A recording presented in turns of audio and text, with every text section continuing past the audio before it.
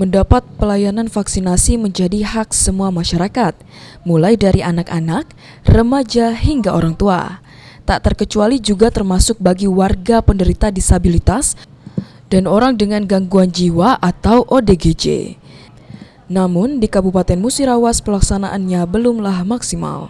Kabid Pencegahan dan Pengendalian Penyakit Dinas Kesehatan Musirawas, Edward Zuliar mengatakan, ada sebanyak 835 ODGJ yang tersebar di wilayah, namun hanya 513 orang yang memiliki nomor identitas kependudukan dan baru 98 ODGJ yang menerima vaksinasi, itu pun baru dosis pertama.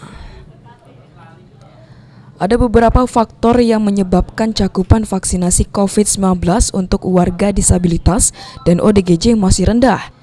Seperti belum ada dukungan dan kesadaran dari keluarganya akan pentingnya vaksinasi COVID-19 untuk kesehatan, hingga keterbatasan personil.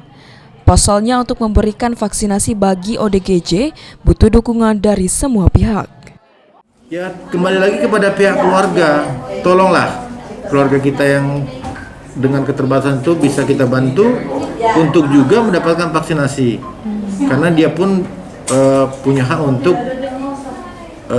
kebal atau memiliki daya imunitas dari serangan virus COVID ini. Kalau ODGJ itu capaian kita dari total yang orang yang di ODGJ yang ini belum sampai 10%.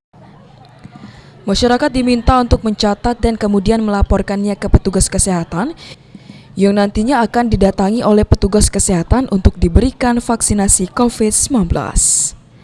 Tri Hajariah, PAL TV.